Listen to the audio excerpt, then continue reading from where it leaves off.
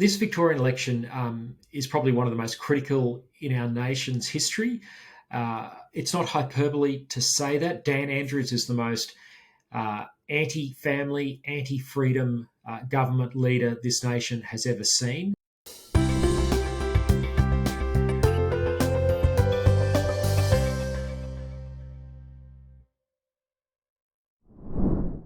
Hey, and welcome to the Daily Declaration podcast. I'm Cody Mitchell. Today I had the privilege of talking to Lyle Shelton. Lyle is the National Director of the recently rebirthed Family First political party. His previous work history includes serving at the Australian Christian Lobby for 10 years as the managing director. Managing director. For more than 20 years, he has been a keen participant in Australia's culture wars, first as an elected member of the Toowoomba City Council through to his present involvement in minor party politics. During the 2017 same-sex marriage plebiscite, he was the director and spokesperson for the Coalition for Marriage. Lyle has written for The Australian, the Courier Mail, the ABC Online, Spectator Online, and has been a regular media commentator, appearing on Sky News, the ABC's Q&A, Channel 7's Sunrise, ABC News Breakfast, and Channel 10's The Project. Lyle's book, I Kid You Not, Notes from 20 Years in the Trenches of the Culture Wars, has sold 3,400 copies. Lyle has a Bachelor of Arts in Journalism and was a former group commodities editor for Rural Press Limited. He lives in Sydney with his wife, Wendy. They have 4 adult children and 1 grandchild. I talked to Lyle about the cultural climate for Christians and also about the situation in the Victorian election as he heads Family First into that situation. I hope you enjoy. Thanks for joining me, Lyle. Pleasure, Cody. Great to be with you. Awesome. Would you be able to start us off by just telling us a little bit about yourself? You've had a pretty interesting journey, as I understand. Life's been an interesting journey. I'm from Toowoomba in Queensland, a great part of the world.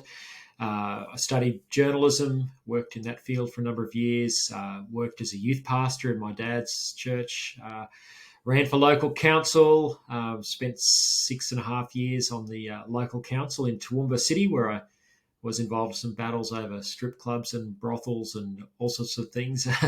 And then ended up going to work for Australian Christian Lobby in Canberra for about 10 years and very much enjoyed that, working with Brigadier retired Jim Wallace, a great man of God who had a burden for Christian engagement in politics.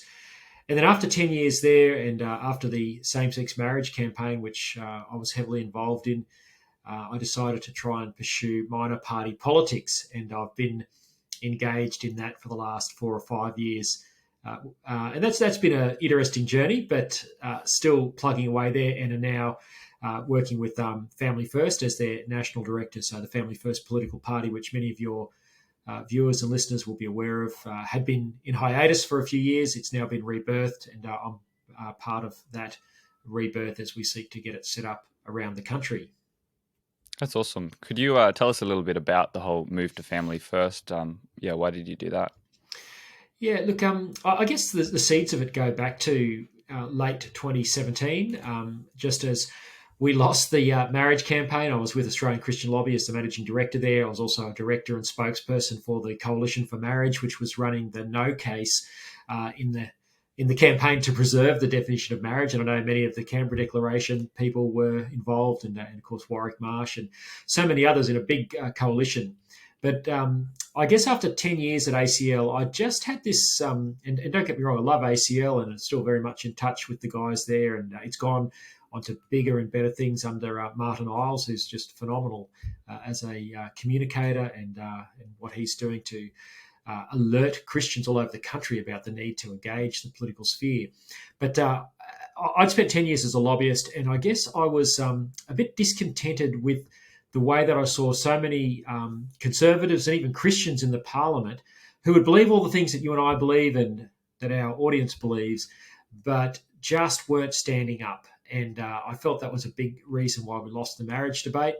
And so I just felt that I needed to try and get involved in the party political space. And so, as I said, a number of years I was involved with Corey Bernardi's ill-fated Australian Conservatives, had a crack there, had to go out trying to get back into the Liberal Party back in Queensland. They wouldn't have me. They actively blocked me.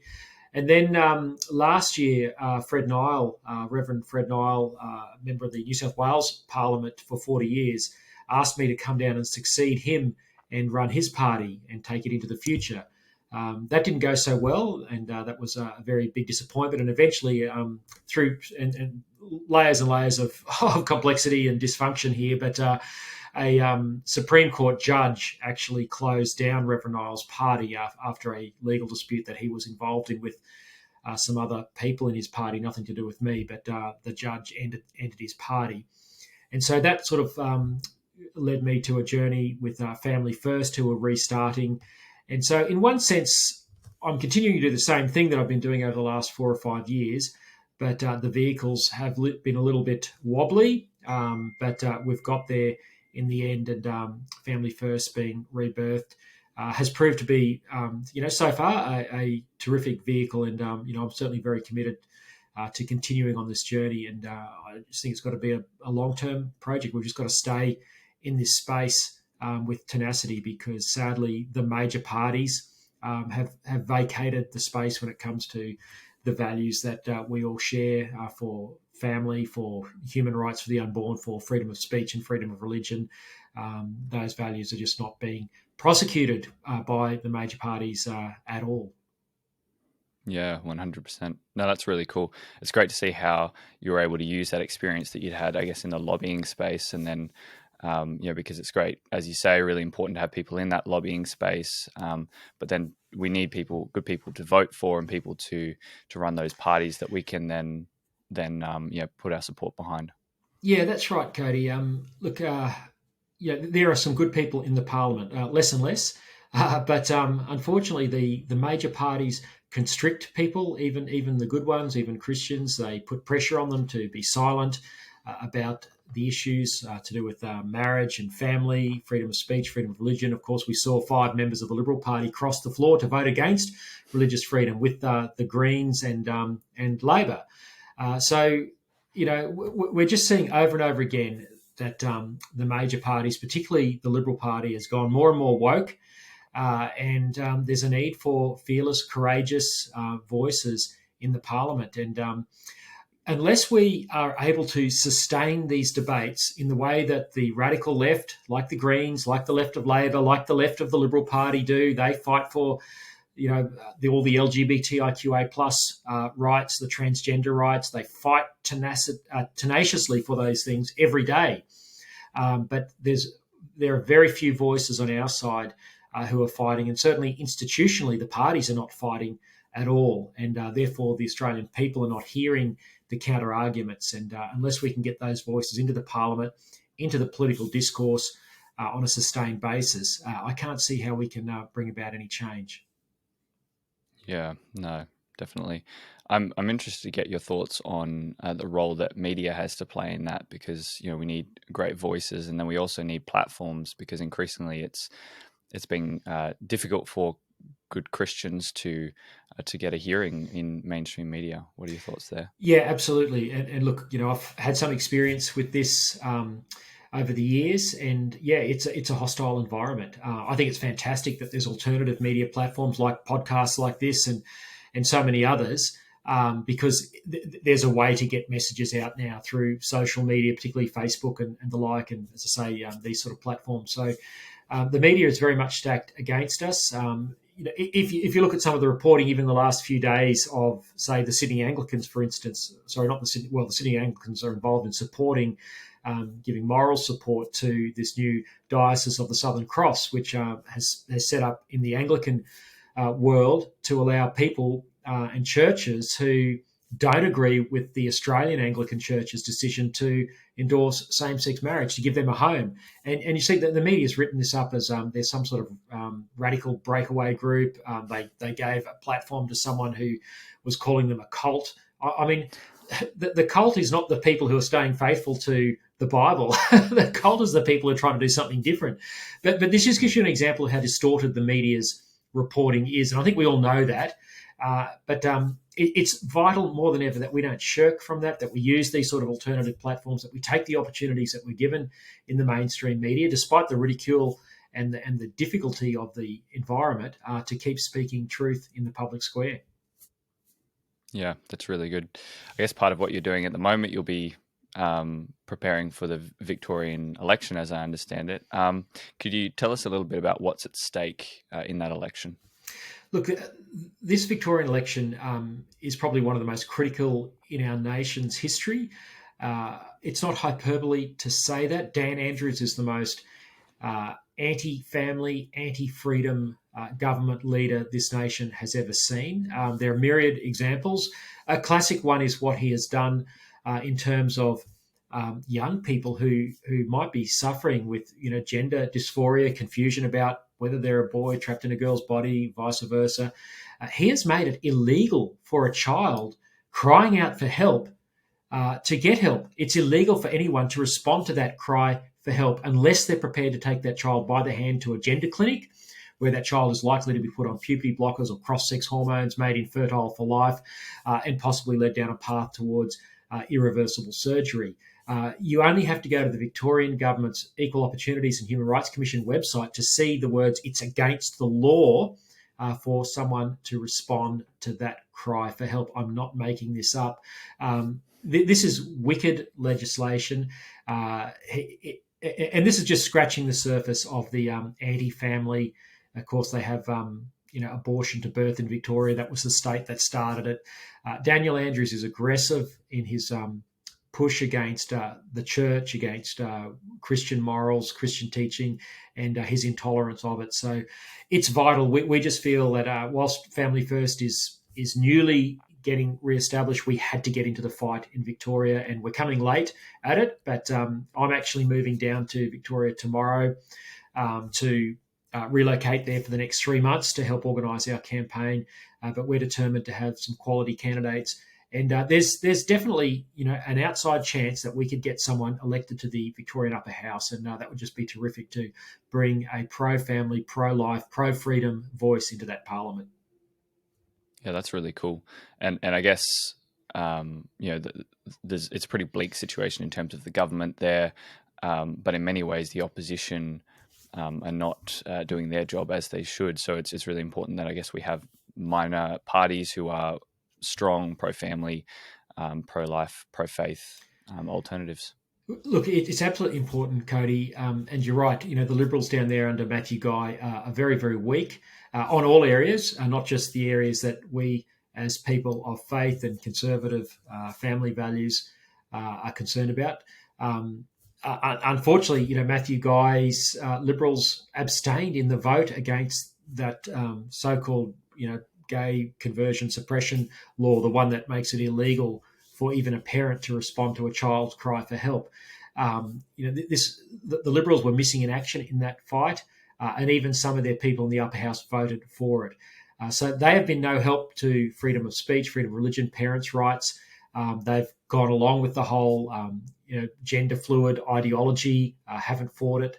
And of course, they've been a very weak opposition. So I think the only way out of this mess is a long-term strategy that involves getting the sort of voices that we want to get into the parliament, who can get up every day and do what the Greens have done for the last 30 years and make the case, and yes, be ridiculed, but just keep at it over time until the truth breaks through. And that's very much what we're committed to doing at Family First. And we've got to start somewhere. This is a small beginning, but unless we start pushing back, it's going to continue to be one-way traffic, and the stakes are very, very high. I know that there's churches and even leaders of other faiths, Muslim and Hindu friends, who will not speak publicly, afraid to speak publicly about what marriage is and what the truth about gender is, because they're afraid of the state apparatus now that has weaponized law against these values in the state of Victoria. So the stakes are very, very high. Yeah, wow. One thing that I can kind of anticipate people objecting perhaps would be, seeing another minor party kind of coming into the fray. How would you respond to the kind of sentiment that it's another minor party, we're going to split the vote, and then become ineffective in the long term? Yeah, it's a really, really good question.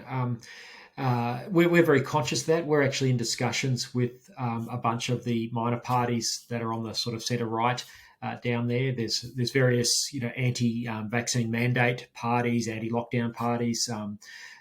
There's the Democratic Labor Party with Bernie Finn. Bernie was expelled from the Liberal Party and has now joined the DLP. I mean, the DLP certainly are very similarly aligned with us. They're also a pro-life party. But apart from the DLP and us, most of these other parties aren't necessarily aligned with the values. That they have certain freedom agendas and the like. So we're fairly unique in terms of our emphasis on marriage and family and the life issues. As I say, we share that with the DLP. But look, as long as we are able to collaborate and cooperate and make sure our preference flows, benefit each other, we can minimise any unintended consequences as a result. But look, I do think that the space has been largely vacated, and there's a need for these sort of movements to grow and to develop, and we just need to make sure we manage that with other like-minded groups. I think over time, this is going to find its own level. If we become successful over time, we'll the dust will settle. It'll soon distill, who the key players are. That may or may not be us in the future. I certainly hope it is, but we can't just shrink back just because we're in a period where, a lot of people are agitated and are starting up, groups here and there. I think we've just got to try and move forward together as best we can, talk to each other, and then just see what distills as we go forward. That's awesome, and it's great to see how you are working and cooperating with those other like-minded parties. That's really encouraging. Just to zoom out for a second to kind of a broader picture within Australia, although this still definitely affects Victoria, what would you see as the biggest sort of challenge facing maybe the Australian church today? I think the biggest challenge facing, that's a big question. It's one I've thought about a bit. And look, I'll answer it in terms of the prism of my particular concern about politics and culture, because I think politics and culture certainly does impact dramatically on the church's ability to evangelize, to achieve its mission. And I guess I'd even say further that the mission of the church is very much aligned with influencing politics and culture. It's a broader remit than just saving souls. And I don't use the phrase just saving souls in a pejorative sort of way. That's obviously, we want to see people come to a knowledge of Jesus Christ, and we want to see every knee bow before the true King of the universe, and that's something we propose to people. We can't force or coerce, but we want to see that mission of the church go forward. But obviously, the church's role is broader than that. Where there's injustice, where there's unrighteousness, where there's oppression, where there's suffering, the church should be running to those places. And I think one of the biggest challenges facing, to go to your question, is our disengagement with the political and the cultural spheres, which are causing so much chaos and harm through really bad public policy, through cultural messages that are lies, that are deceptive, that don't bring about human flourishing, but actually, that they promise some sort of flourishing, but actually end up hurting people's lives. The transgender thing that we talked about is a classic example. That's very much, it's social media driven phenomenon. It's driven through the education system. It's enabled by politicians who allow these crazy programs in schools that confuse children about their gender from the age of 4, etc. That's but one example. I mean, the whole abortion agenda, that doesn't bring happiness to women who are coerced to kill their babies by, their football star boyfriends, like we saw with Jaya Taki and Miss X in New South Wales, and myriad others like them who are less famous. So our society, our culture is selling a lie to people. The church has been silent, sitting on the sidelines. We've not been engaged in the public policy debates. So I think the big challenge for us is to rediscover a theology of cultural engagement, a theology that is cosmological, that sees Christ's lordship being extended to all of life, not just that which is in the four walls. And now I want to be very careful that some people interpret that as me saying there should be some sort of theocracy. No, I don't believe in that.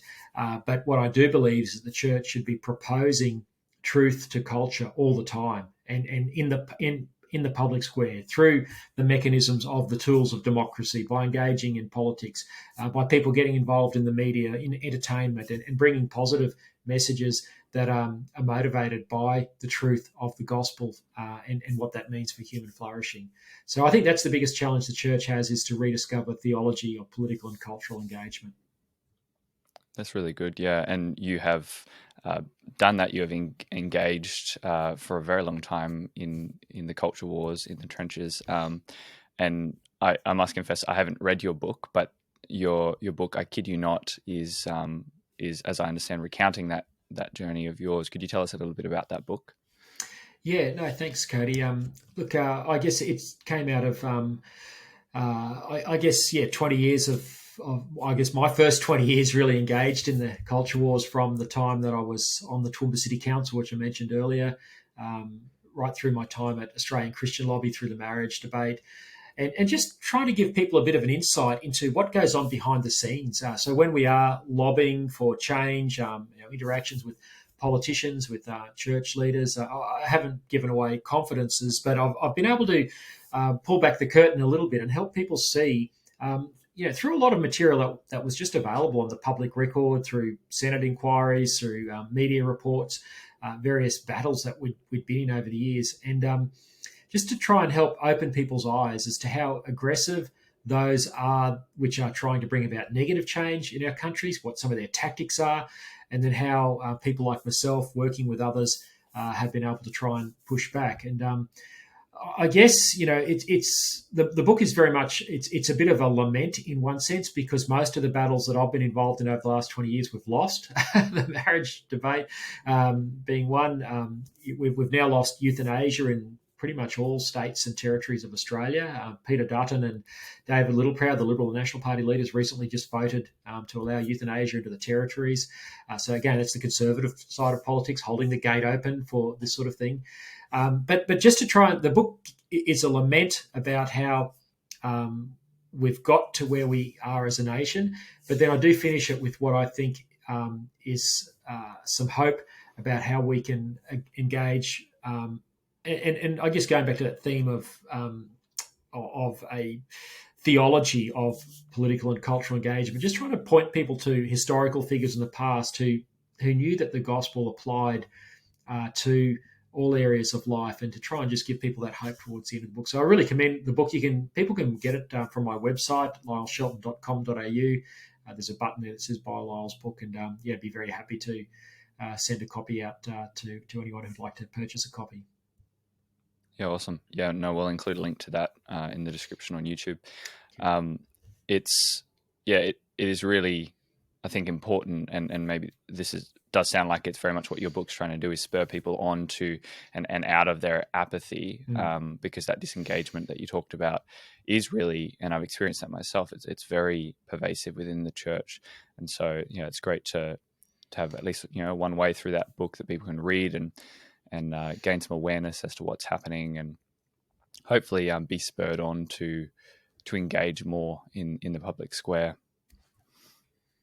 Yeah, absolutely, Cody. And look, I've been really encouraged by the feedback. I have people most weeks telling me that they've read the book, and that's so encouraging as someone who just had a burden and had the opportunity to put some thoughts down on paper, and to see it getting out there is really encouraging. And look, I just know that if people, this will sound like an author trying to plug their own book, but I just really feel that it has been a tool that God has used, and it will inspire people to get more engaged in this and give them hope.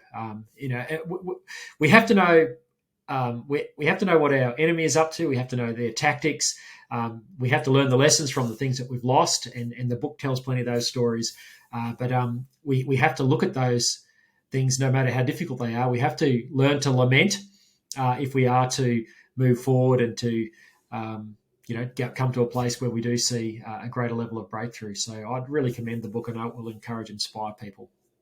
Yeah, 100%. No, that's really good. Just picking up on that theme, I'm sure you've gone through, as you say, many disappointments in fighting for truth in public. How have you worked through that, and how have you, I guess, stayed faithful to God and remained focused on important things through those disappointments? Look, only by God's grace, Cody. Look, I think any of us, and I'm not Robinson Crusoe here. I think anyone who has tried to engage this space, I'm sure Warwick would have his stories, as I know so many others do. But look, people supporting us in prayer has been really, really important.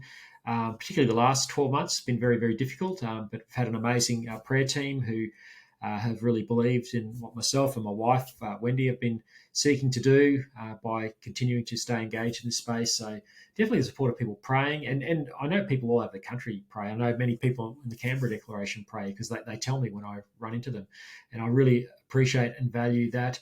I think also just the sense of, just continuing to draw on others who are ahead of people like me in the game. You listen to the podcast of John Anderson. That really helps.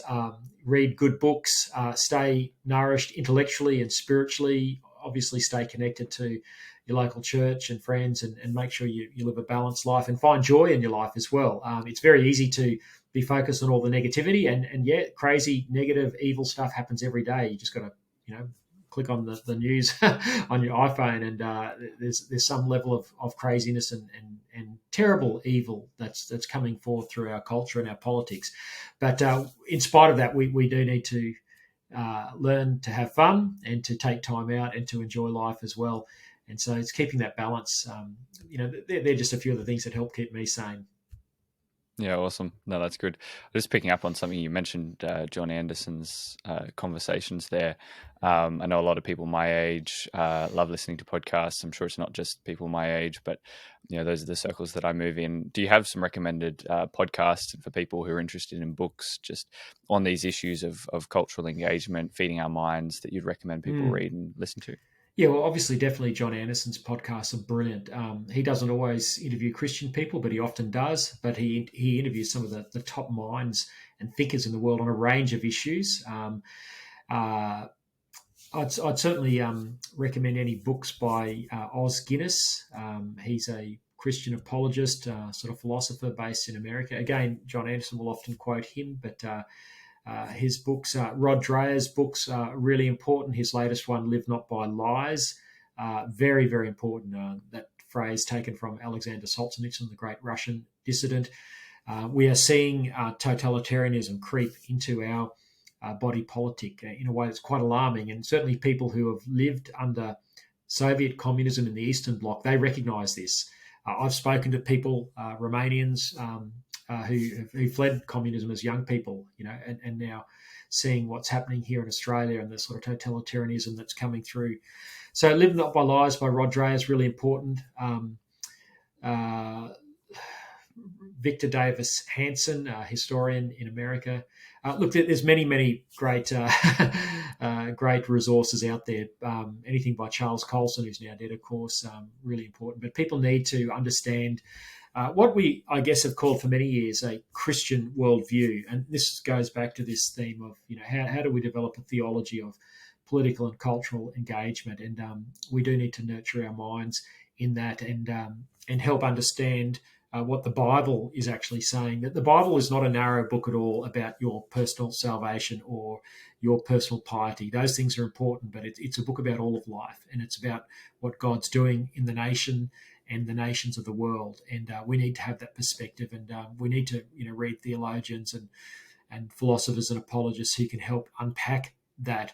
Because I think what we get through, sadly, through much of the church world is a very narrow, truncated view of the gospel. It's important, but it's only part of the gospel. And I think that's why our society, has been heading in a downward trajectory for so long, because the salt and light of the church has been missing from that sphere of our world. And the consequences of that, of course, have been horrific and are continuing to be unless we can change that. So this is why we need to get a hold of these sort of resources.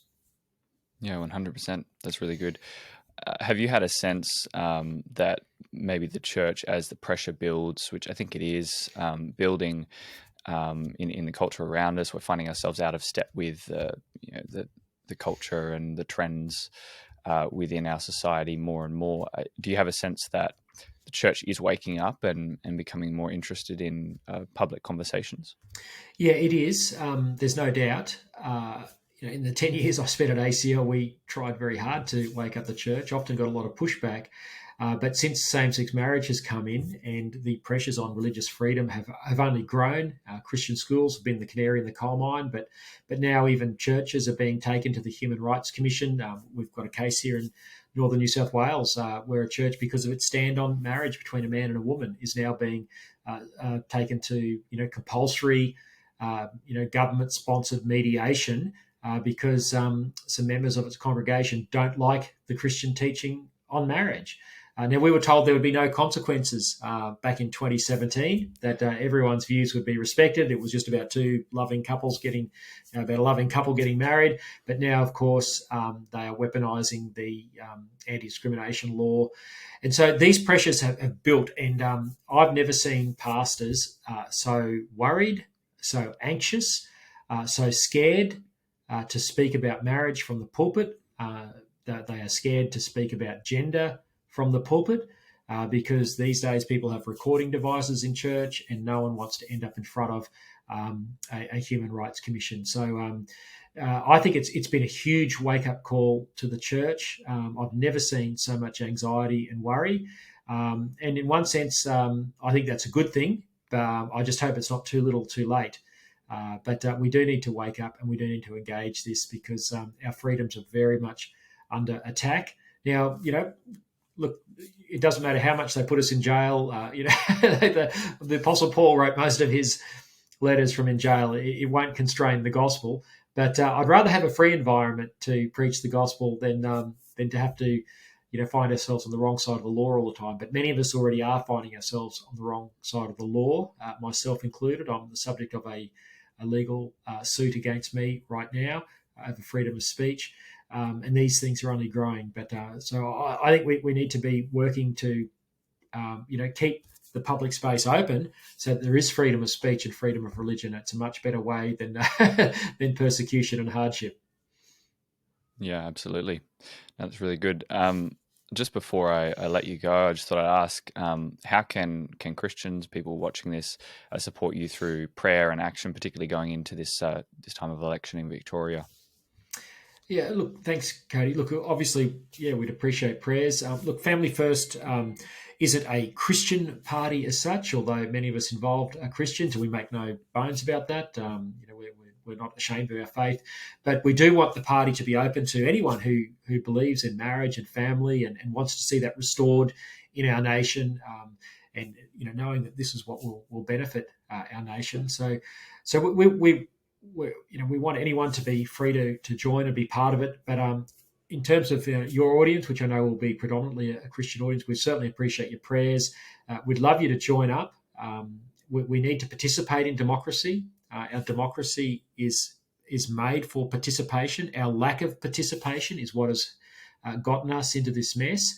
And, many of us might not have thought of being part of a political party, being a member of a political party, but I'd challenge people that, this is how we fight battles in a free society, by engaging in politics. We don't take up arms against one another. We use the tools of democracy. And I'd encourage everyone to go onto the Family First website and join up. You can either become a supporter and just receive our information, or you can become a member and really put some skin in the game. And I'd certainly encourage people to do that.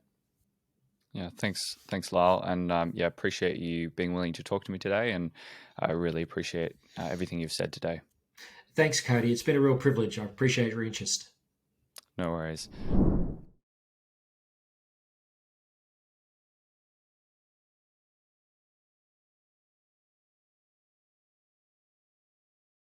Authorised by Warwick Marsh, 1A227 Cordo Road, Mount Kembla, New South Wales 2526.